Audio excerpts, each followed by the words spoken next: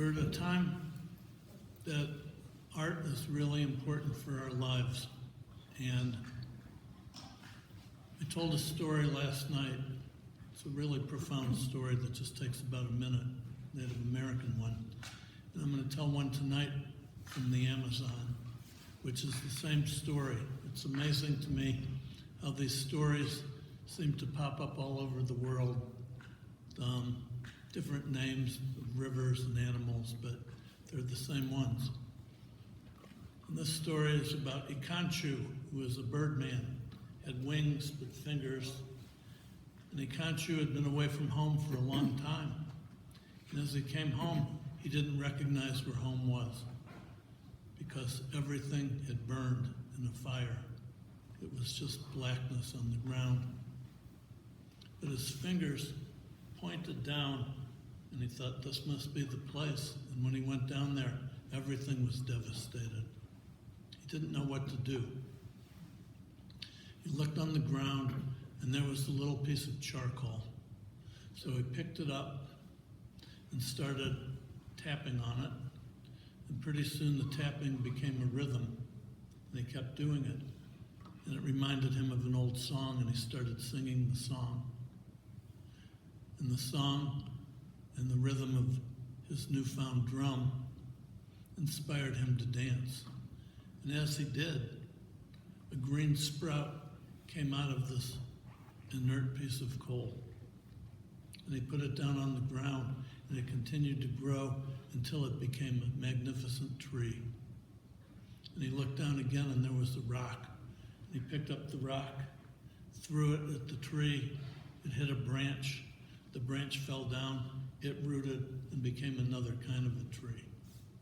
And he did this again and again and again until the whole forest was restored.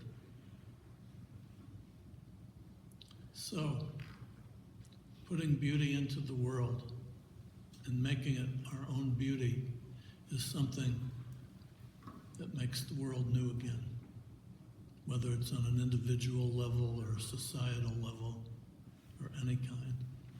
I love those stories. We also have an event called Wellspring of Imagination. Some of you have been there. It's for high school kids. We bring in teachers from around the country who work with them on their poetry, and they give a presentation, and then they're mentored for the next year by these teachers. And we were lucky enough to have a couple of last year's students here, but there's so many things going on tonight. One of them is in a slam contest, one has his prom. The one at the prom won a national contest for poetry after Wellspring was over by submitting his poem that he wrote while he was with us. And we had one of these performances a while ago, and somebody in this room, Pete Bates, a handsome gentleman behind the camera, came up to me and said, "Why don't we have Wellspring for old people?" And my reply was, we'd have to call it Wellsprung. And we did. We made a better name for it so we could get a little grant money.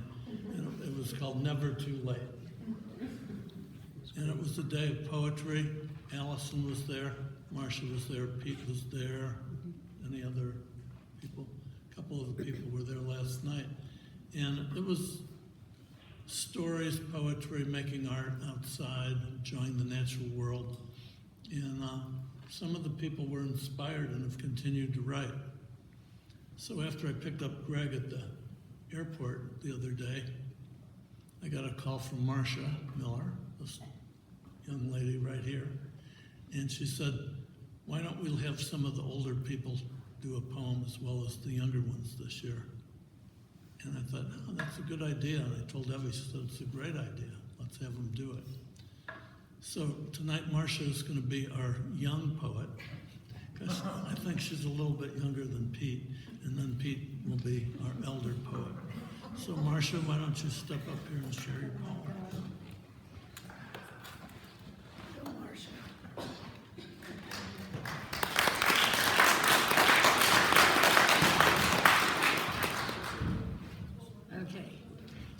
too late is right. My first public poetry reading at age 71. Figure if the 16-year-olds can do it, so can I. My husband was supposed to be here tonight, but he had to go see a friend in Detroit. But imagine him sitting over there next to where I was, just blushing. Because when I told him what poem I was going to read, he said, "What? No!" I said, "Oh yeah, I'm reading this one." So, here you go. Okay. It's all your fault, Billy Collins. We'd agreed to be friends, though truthfully, I'd wanted more. But he wanted to be a friend, and I was willing to be his friend. We shared walks in the park, favorite poems, stories of our lives, laughter, tears. I made a firm resolution against lust. I'd never been to a poetry reading before and invited him to join me. It was the famous Billy Collins, after all. And by the way, we went with Martha and Jerry, who were the people that introduced me to this event many, many years ago. So they were there sitting next to us. It was the famous Billy Collins, after all. A full house, how exciting. Those auditorium seats were so narrow and so close together. All evening, his shoulder burned into mine. As we enjoyed your show, Billy, your glorious words, your wry and touching humor, your pauses, eyes twinkling, ready to throw the punchline. I think I'd like to know you. Anyway, that sweet, strong shoulder of his, all my resolve dissolved into longing, capital L. He later admitted that he'd wanted to reach out and hold my hand that night. In the car, as he dropped me off, he asked if I wanted him to kiss me. I said yes, but too softly. And he didn't hear, and he had to rush off anyway to pick up his daughter. Later, I told him I had wanted him to kiss me so much. And then he did. And we did. And it's all your fault, Billy Collins. And thank you so very much.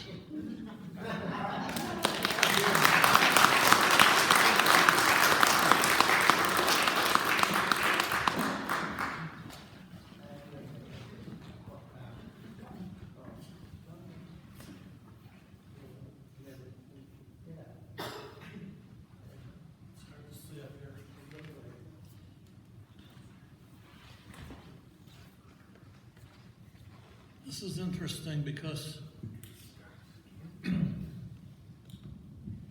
I used to be a volunteer at the prison in Lancaster, and some of the inmates were interested in poetry, and I saw that Billy Collins was going to be in Athens for a literary festival, and I called his agent and asked if he might be interested in coming to the prison, and the agent, being an agent, said, "I suppose that you want it to be pro bono." And I said yes. And Billy was just great. Evie and I spent the day with him. And after we ate lunch, he said, "You ever heard of this guy named George Bilgere?" "Nope." And he read this poem out of his book that he wrote for schools. And I was hooked on George and called George and invited him. And he's going to be reading to you in a little while. I think this is your 5th or 6th time here, something like that. He's become a really good friend and favorite, so thank you, Billy Collins. Pete Bates. Yeah. Come on down. Come on down.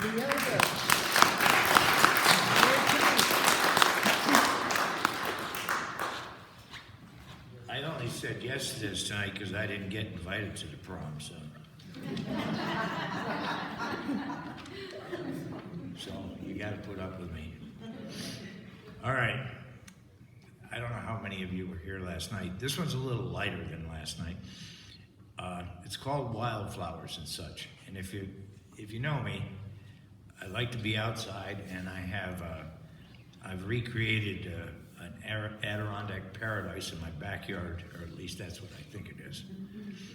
People call it a chaos. But it's called Wildflowers and Such. Fall. Dream of prairie gardens beautiful. Grass mowed, nitrogen, phosphorus, potassium, a sack of seed lightly tilled in union with Mother Earth. Chittering squirrels plant black walnuts and corn. A cacophonous battalion of blackbirds march in formation. Chase them off. Oh well, I'll share. Winter. Snow, cold rain, ashen clouds, wind whistling, frost and thaw. Stratification cracks even the hardest shell. The dog, cat, and deer scat all on the ground. Snow, cold rain, ashen clouds, wind whistling. This will never work. Hope is lost. Oh well, I'll share. Spring. Sanguine dreams of warm spring rains caress soft willing seeds. Shoots show signs of blue and green. Hope is back. A doe and her fawns nibble shoots to the ground. A snort and a stomp of a hoof. Oh well, I'll share. Summer, a plethora of color. Ferrari red, muted yellow, brilliant blue, and shades of green swaying. And shades of green swaying to the bossa nova beat of a summer breeze. Buzzing bees, and birdsong as a background. Nighttime songs of crickets, frogs, and bats. An occasional swoosh of an owl wings as it hunts mice, moles, and rabbits. Oh my. Oh wow, we share. Summer, visitors come and go, leaving behind comments on the beautiful garden and yard. Also, choice tidbits on how to get rid of the critters. Oh well, we share.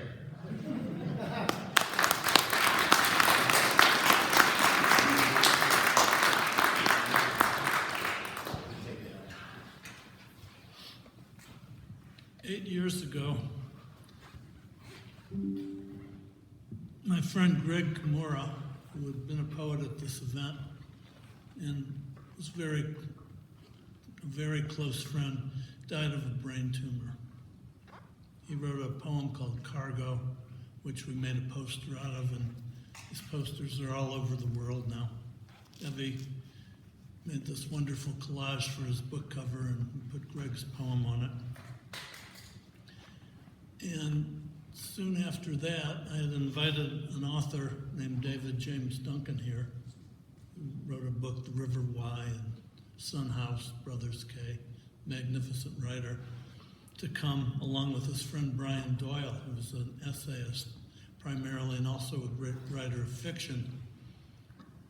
And I got a letter from David that said, can't make it, Brian and I really wanted to come, but Brian's got a brain tumor.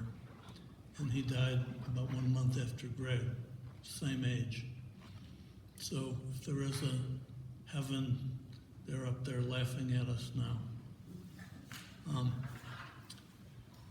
So I want to dedicate tonight to them, because both of them had these huge hearts that their art came from.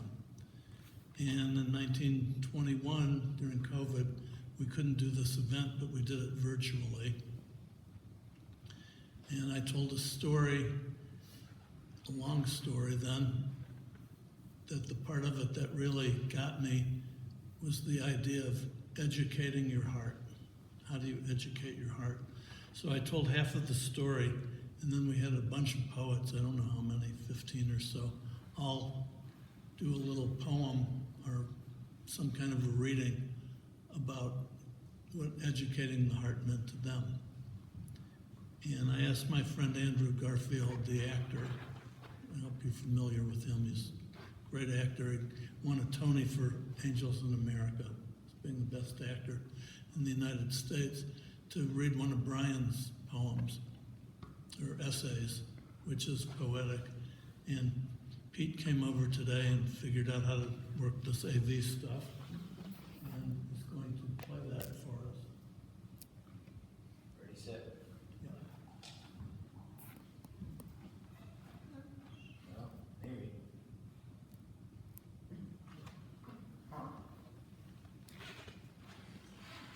Try this again. All right. Sorry.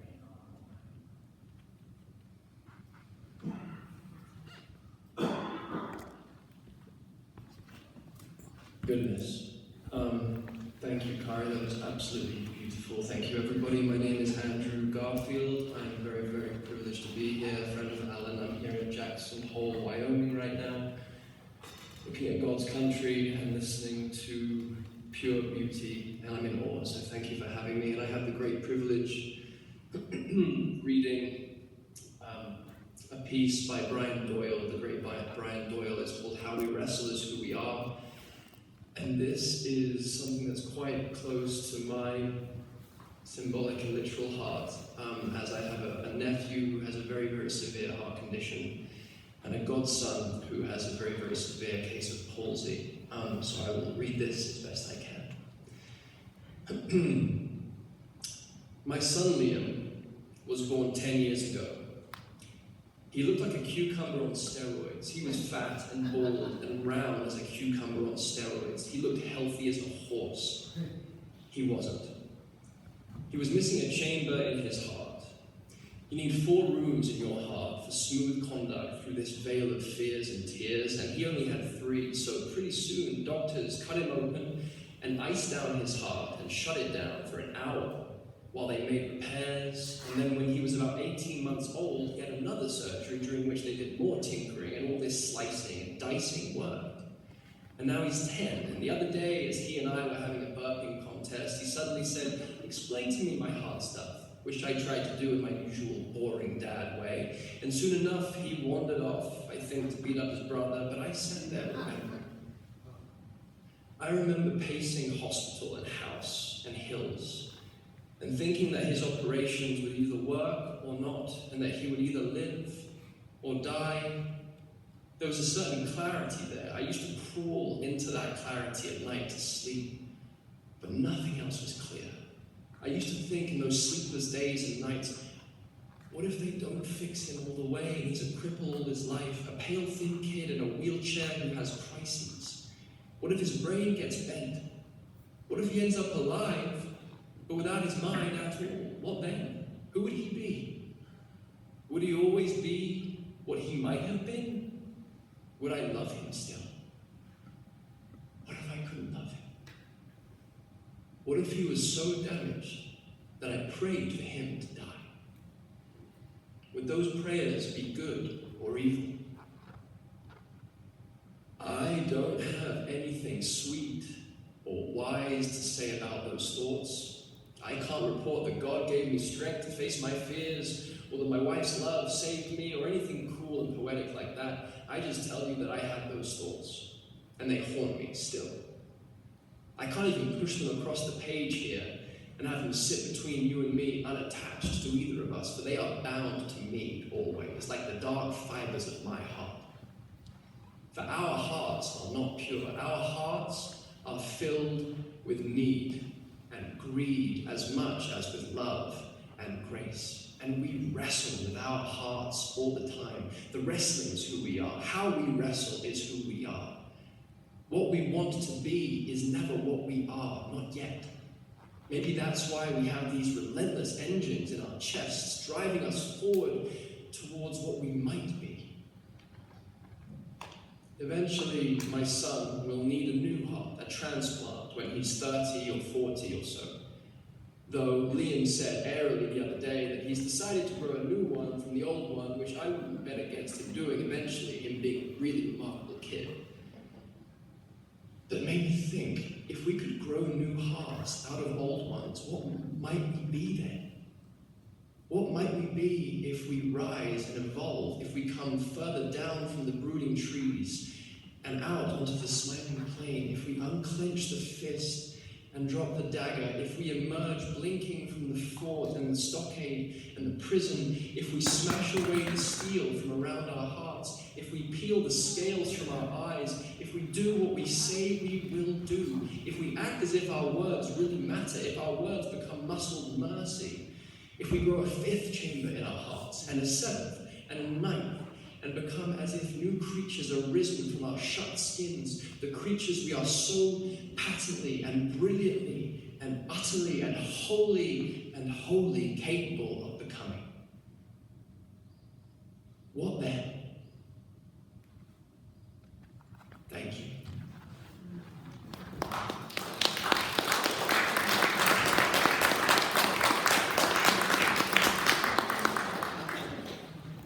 I'll tell him you clapped.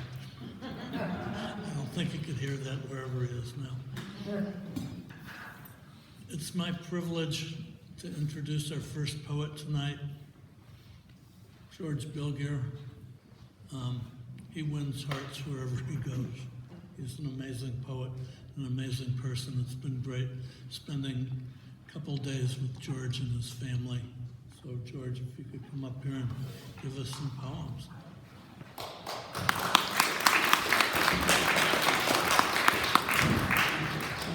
Thank you, Alan. Thank you, Evie. Thank you, these wonderful musicians tonight. And I had a wonderful day with Alan and a bunch of people walking up Conkle's Hollow, and I was standing under these 50-ton roofs, with Greg Orr. We're looking up there together, and we're thinking, those things are right over our heads, and we're standing on these rocks that used to be those things. And I'm thinking, I've done this often enough that one of these days I'm going to be standing there when the whole thing comes down on me, Alan, and it will be your fault. And Greg and I were talking today about why reading to an audience like this is such a privilege and such a pleasure, reading to people who care so deeply about poetry and the arts. And I was reminded of something. It's happened now a number of times, but it happened to me for the first time about 15 or 16 years ago. I was reading at a university one evening, and I was introduced, and I began reading my poems to the students. And I guess this has something to do with the power of poetry, or maybe my poetry in particular. But each time I looked up, it was as if my poems were lighting some inner glow within them, and they were almost glowing with the power of my words. They looked saintly and beatific. And then I realized they were looking at their phones. And hence my love for audiences like this. It's only gotten worse. So something that's kind of going out of our culture is smoking, and along with it, do you remember matchbooks? Mm-hmm.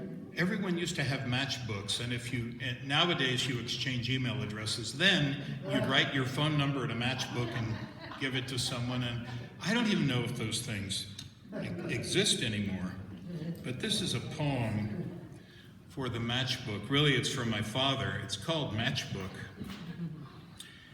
When the last smoker has smoked the last cigarette, I'm going to miss that deft, backhanded, loose-wristed wave, the 2 or 3 quick snaps whereby they put out their match, how it flared and died into a smoky elegy. Because the young woman over there lighting up just did that magician's trick to conjure my father from 50 years away. He takes a deep, glorious drag, then looks back down at his newspaper and vanishes into whatever it is the dead are reading about these days.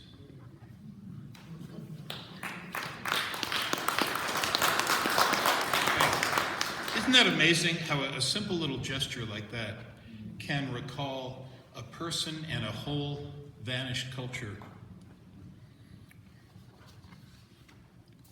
This is a poem called Arrival. I've seen that couple before. Mid-70s, I'd say, trim and gray, arrived here from a good life. They give off that we know what we're doing vibe, that sense of a fine journey behind them, full of kids and grandkids, dinner parties on the patio, summers in the south of France, and some very skillful navigation through all kinds of weather that got them here safely. A little fly blown, it must be said, but that's the 70s for you. One day he said to her, "There's this nice little cafe, good coffee. The toasted bagel with cream cheese is outstanding. It's about half a century from here. Why don't we go there together, and I'll read the Times, and you can kind of gaze off dreamily at the people passing by with your fabulous, dreamy gaze, now and then taking a sip of your cappuccino." "Okay," she said. End of poem.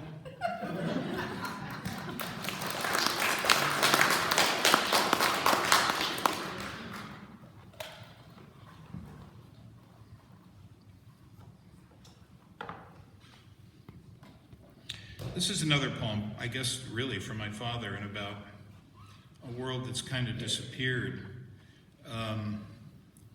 Among other things, men here, how many of you have ever had to shave with a straight razor and a strop and the lather and all that stuff? Yeah, I've had it done a couple of times in barbershops just to see what it's like. That's what my dad used to do. This is called taking out the trash.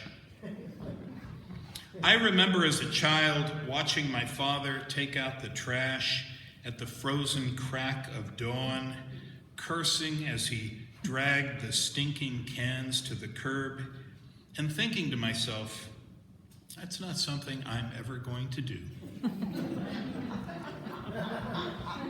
In other ways, I was a model son, standing at the mirror as he shaved, dabbing the warm cream on my cheek, dreaming of a razor and whiskers of my very own.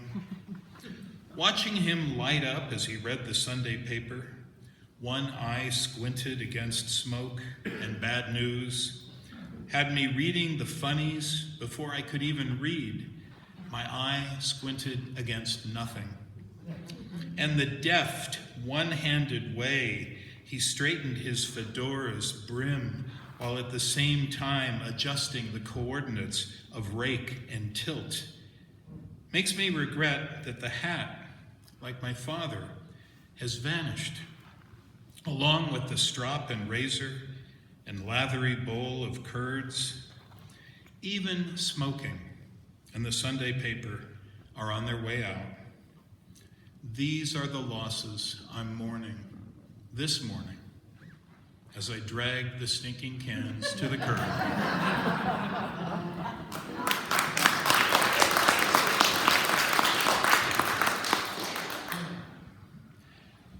This is a poem based on a story I read in the paper a couple of years ago. It's called Polar Bear. A father died heroically in some Alaskan park trying to save his kids from a polar bear. Long ago, when his mother gave birth one afternoon in Barstow, California, could anyone have prophesied, as in an old myth, that the baby crying at her breast would one day be killed and partially eaten by a polar bear? Has anyone from Barstow, California been killed and partially eaten by a polar bear. Yet her son was. He looked up from making camp, pitching the tent or lighting his Coleman stove, and there it was, white and immense, his fate. And he died heroically and was partially eaten. Of course, the bear had to be killed. The ranger shot it, which makes sense. You can't have polar bears running around in the wilderness. The wilderness is a place for dads and kids and Coleman stoves. Polar bears just kind of ruin the whole thing. As for the bear, it didn't die heroically. It just got shot and fell over and was sent to a lab for testing.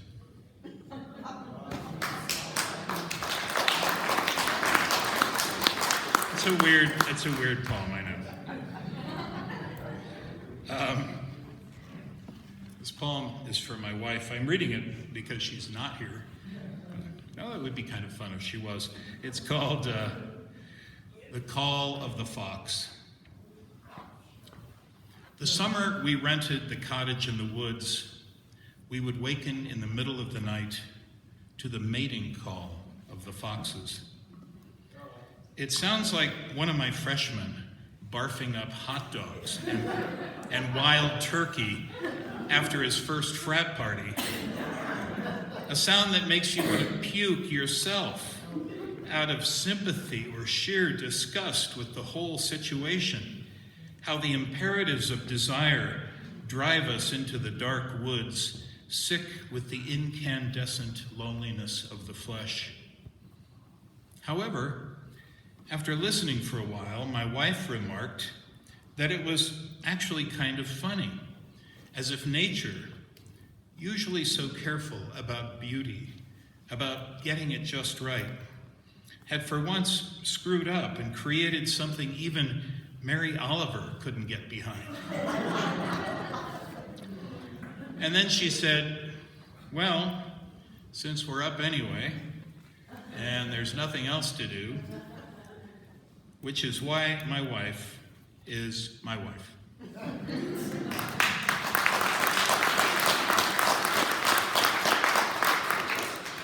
And sort of on the same topic, here's a poem called How I Met Your Mother, in answer to a question from my son. I saw her at a party, walked up and said, how would you feel about getting married, buying a house, enduring the agony of childbirth a couple of times, watching a lot of Netflix together, dining out, I'm thinking specifically of the Osso Buco at Ruggieri's, getting a dog, negotiating mortgages, and finally sitting by me in those last days and arranging the funeral, tidying up, then starting your strange new life, the one without me. How does that sound? And she sipped her mojito and said, what are we waiting for?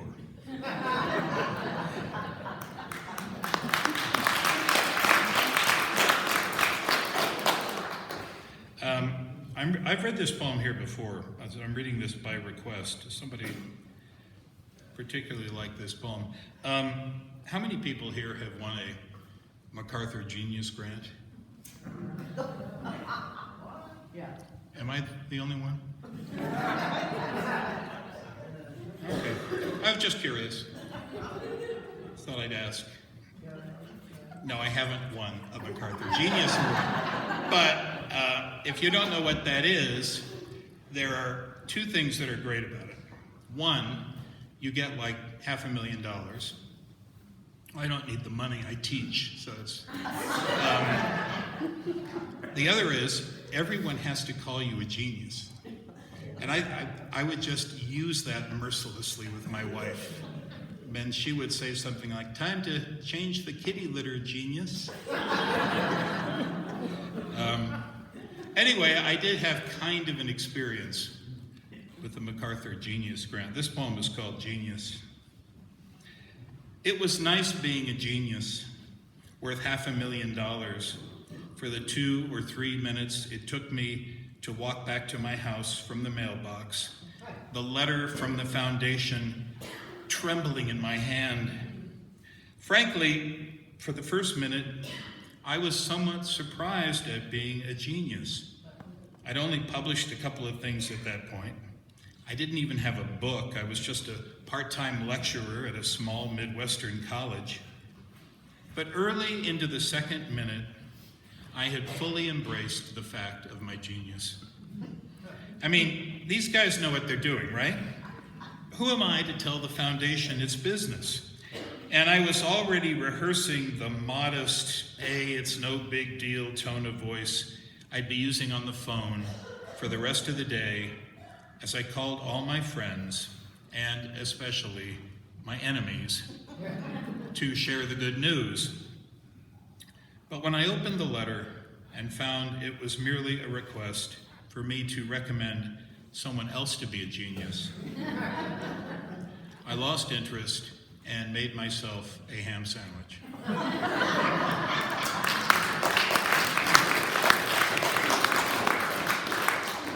And I've said this before, if you are a poet and you get stuck trying to finish up your poem, that last line will work with any poem. Any poem will make it stronger. I guarantee. Here's a poem for my mother.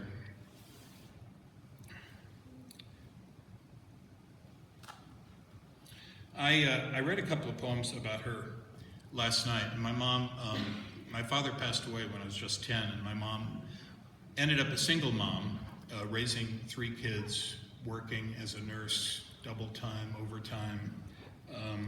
Did an amazing job. Well, not with me, but with my sisters. Remember Schwinn bicycles? This poem is called Schwinn. And I had a paper route.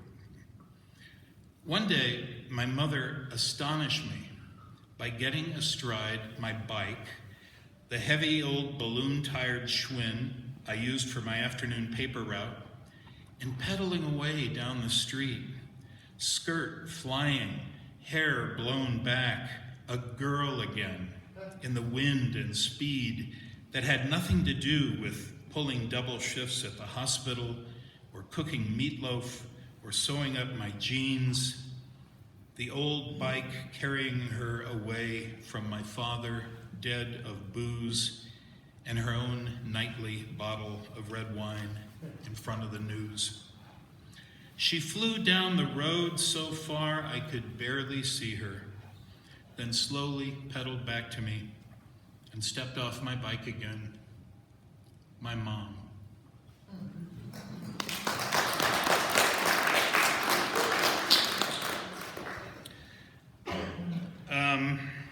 So you spend a lifetime, working hard to achieve whatever goals are important to you, and you reach a point where you feel like you've done okay. You can be proud of what you've achieved, and then something can happen that can send the whole thing clattering down, and you realize how fragile a thing the human ego is. And that's what this poem is about. It's called Horseplay.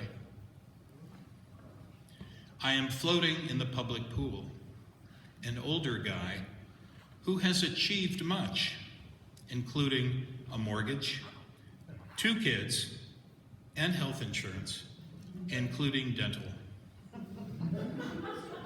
I have a Premier Rewards Gold Card from American Express, and my car is large. I have traveled to Finland. In addition, I once met Toni Morrison at a book signing and made some remarks she found extremely interesting. And last month, I was the subject of a local news story called Recyclers, Neighbors Who Care. In short, I am not someone you would take lightly. But when I begin to playfully splash my wife, the teenage lifeguard raises her megaphone and calls down from her throne, No horseplay in the pool. And suddenly I am 12 again, a pale worm at the feet of a blonde and suntan goddess.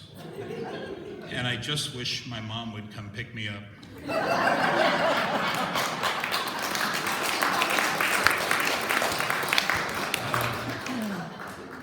I'm just going to read a couple of more poems and then Greg or how many of you have a home? I mean, a house? I mean, not an apartment, but a house. And so if where you live, if it's like Cleveland, you have the city violations guy come around and look at your house now and then. You've got this. He walks up and down the sidewalk and makes sure your house is not violating any of the various codes. Are you familiar with the violations guy? This is for you, violations guy. It's called the Violations Man. The Violations Man appears one day on the sidewalk, a nondescript individual wearing a gray jacket and cap. The Violations Man is holding a pen and a clipboard, and he stands there looking closely at my house, on which I have made mortgage payments for 15 years. Mortgage means death pledge in French, as you may know. The Violations Man stares at my house, nods his head sadly, and writes something down. Then something else. And then something else. Violations. I watch from the window. There is nothing I can do. Later, when I go outside to walk to the local bakery, the Violations Man is still there. He follows me down the sidewalk with his clipboard and pen, watching me, nodding sadly, writing down violations. When I get home with my bagels, he comes into the house with me. My wife and I sit down at the table with our bagels and coffee, and the Violations Man looks at us, our kids, our life. He sighs and nods his head sadly, all the while writing down violations. He is the Violations Man, and there's nothing we can do.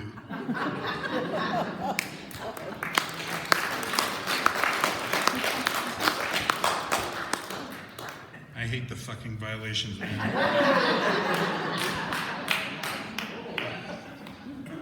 Did you get a violation? 2 violations. Oh, man. Well, one for the sidewalk, which technically we don't even have. Well, don't get me started.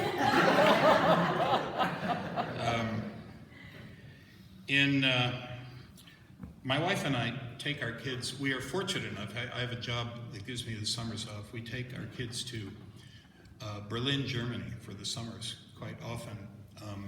And that's where I do my work and my writing.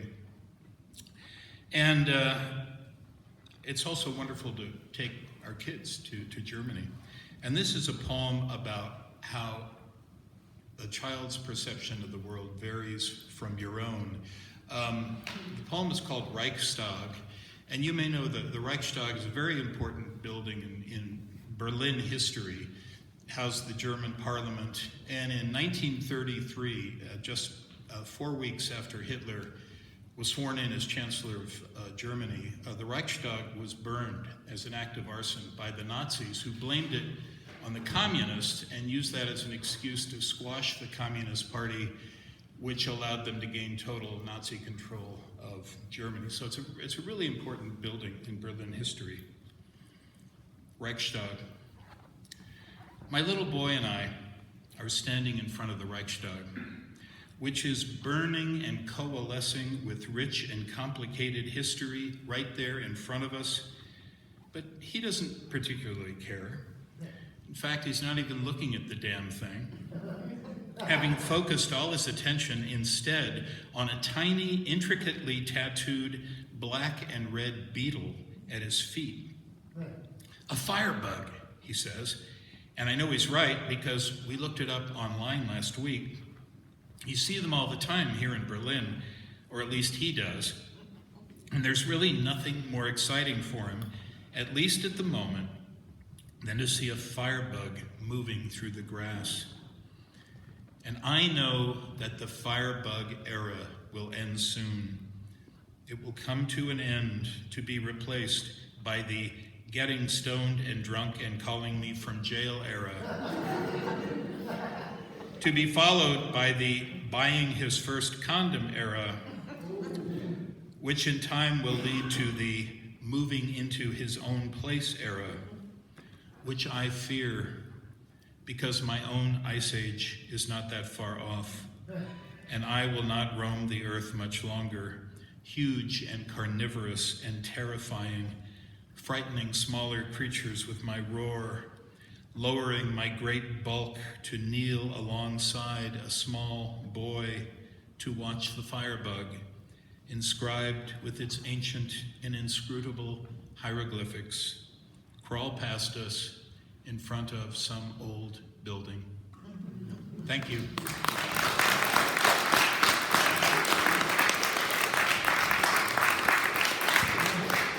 Thank you very much.